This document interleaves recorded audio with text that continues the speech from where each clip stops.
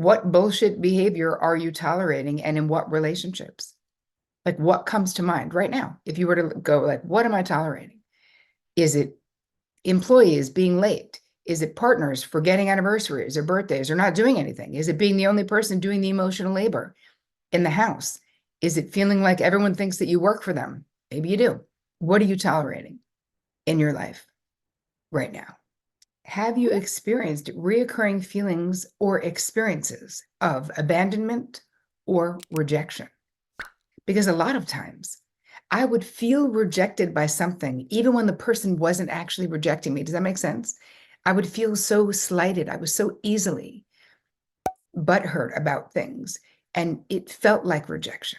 What about patterns of self-sabotage or negative self-talk? Like, anyone have a really brutal inner mean committee? Mine was just so bad.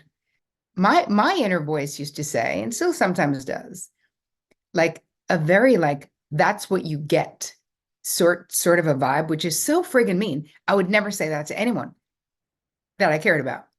Literally never. Never. That's what you get. I would never say to my kids. I would never say to my sisters. Ooh, I would never say half the shit that I've said to myself inside to anyone, you know?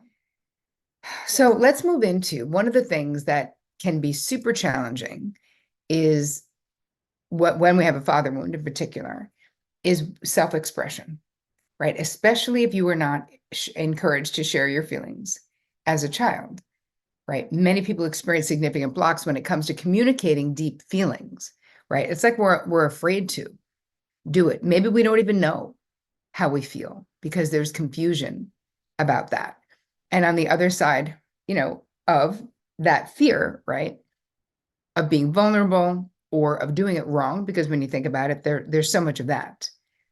This is where the endless potential for more love, self-forgiveness, connection, self-consideration, which really is the stuff that changes your life. Like it actually is the stuff that changes your life. So this is a major block. So think about for yourself, if you find it difficult to express your feelings, right? Let's just do this. And I'm gonna walk you through it in real time of things that you can do right now.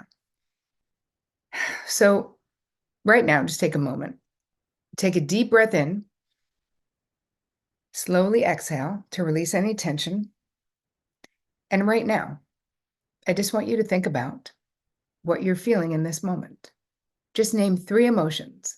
And anyone who feels overwhelmed by this process, understand that the way that I teach and the way that what I'm asking you to do right now, these are all baby steps. The next step is talking about resentment, talking about forgiveness, because I think it's so important that what I see in my therapy practice and in my courses and in my mastermind group is people beating themselves up because they can't, forgive. They feel like they should, then they don't want to. And they feel like if they do forgive, then they're losing something, they're giving something up, right? So let's talk a little bit about if you find it hard to move past resentment towards your father, towards the way that your father failed or harmed you, right? The way that we do it here, remember, forgiveness is not about excusing their actions, right? And it's not even about getting to the point, because I feel like so many of you are so loving and so understanding that you're like, I understand why my father was the way he was. He was less abusive than his own father, blah, blah, blah. You know who doesn't want to hear that shit? The kid within you is like, enough. I spent my childhood making excuses. Like we have to, at the very least, acknowledge that what you experienced was real. What happened in your life was real. You have every right to be mad, to be hurt, to be angry, to be disappointed, to feel hate, to feel rage. Now, we don't want to stay there. The whole point of healing the wound is we don't want to stay in that feeling, but we can't bypass that feeling either, right? That's impossible. We can't bypass it. So we're not excusing their actions, but freeing yourself from ongoing damage, right? So let's talk about how to do this. steps to basically liberate yourself from that grip of toxic emotions to start creating a healthier emotional future for yourself. It's not about them, that it's about you. Again, start by journaling your feelings about your father, right? Write down everything totally unfiltered. What happened? How it made you feel? How it's impacted you? This is about getting all your thoughts and feelings out without holding back. It can be similar to what Julia Cameron says to do the morning pages, right? In The Artist's Way. Those of you who remember The Artist's Way from the 80s. Anyway, it could just be like a mind dump, but we're really writing it all out. And we're sort of thinking about the peak experiences. A lot of times, if you had abusive or an absent father, we're talking about the peak bad experiences of what you had. All right, the next thing you're going to do as the steps towards healing is you're going to do something like objective reporting, we call it, where you rewrite what you've journaled, but in this time, you try to do it as if you were a neutral reporter. If there was abuse, you're not doing step 2. Definitely not. No, because there are certain levels of abuse, you guys. So again, the objective reporting, you skip if there was physical, sexual abuse. No, even verbal abuse, right? Because the thoughts about that is that it'll be very, that can feel like we're making excuses. So again, now this is not going to be taking away from your experience, right? But we are going to look at this is where we can look at it a little bit more externally. Like if you have a father wound because your father passed away, this is where you look at it and say, okay, he died. He did not have control over that, right? So you're sort of looking at it from a different angle to possibly understand the context to see if that doesn't soothe the abandonment wound some. And even if it was looking at a father who was addicted, right? Again, we're not giving anyone a free pass. Get it? So that's not what we're talking about. But we're talking about if we then look at it from this point of view of like, oh, my father was an addict or whatever, the adult in you can help the child in you understand that some of the pain caused wasn't intentional. And again, this is not to take away what you experienced. It's sort of just looking at it from first, we super honor the child's perspective. Then we do a little bit more of a neutral perspective.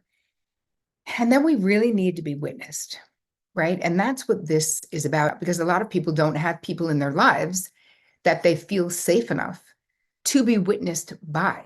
So we need this sacred space in this community. It's so crucial that your feelings are acknowledged by others who understand, right? Consider sharing your written thoughts with a trusted friend who can listen without judgment.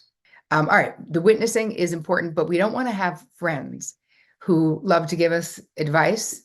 We don't want them witnessing us and giving us advice. It would have to be with something else. You know what I mean? It would have to be someone who can understand and someone who's willing to just hold space. All right, so let's talk about unhealed trauma, any complex trauma. Any diving into anything online is you really have to make sure that you don't have unhealed complex trauma from childhood, meaning, and when I say healed, I mean undealt with. Like, have you managed it? Have you had any therapy around it? Because no course online, even if it's run by a currently licensed psychotherapist, right? I don't call this therapy, right? Because it's not. It is therapeutically informed, without a doubt. My feeling is you really need to work with a trauma expert before you take a course.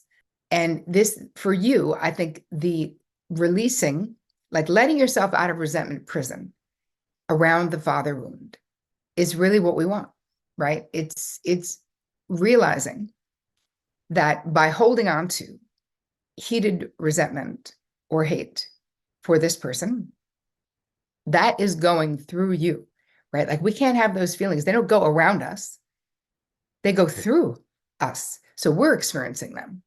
And even though it's righteous anger that you have, meaning you have every right to have it. The whole reason I want you to resolve it and honor it and integrate it is because who the hell wants to walk around feeling that? Right? Do you want to walk around feeling that way? You don't.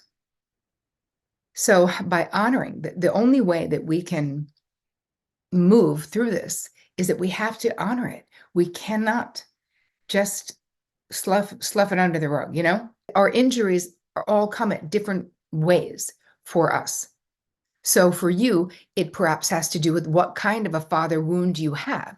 If you had an authoritarian father, it might hit you harder at work if you have an authoritarian boss. That makes sense? So it really depends on all of these different mitigating factors that impact why. But it is very common, and it's common with boundaries too, that you might be good at boundaries in one area of your life and then terrible at it in your romantic relationships or vice versa. So that's not uncommon at all, right? Do you really think I can heal my father wound even though I am 64? Hello, I do believe you can. There is always healing. That can happen. And there's no time like the present, rather than thinking it's too late. You know, any tips for suddenly being a caregiver for your father who wounded you? Oh, so much self-care, because it's a lot. And get other people to help. And if you're helping more than other people, if you have siblings, if you have other people, try to hire people to help. So it's not just you, because that's just brutal. This experience of having a father wound, it's not your fault, right? But having a father wound is about you, right? So let's make that distinction. You didn't do anything to make them behave the way they did, whether it's that they left or whether it's that they were abusive, right? That's, yeah. But thank you for being here. I so appreciate you. You guys, you're my people. You know you are. I love you. As always, take care of you.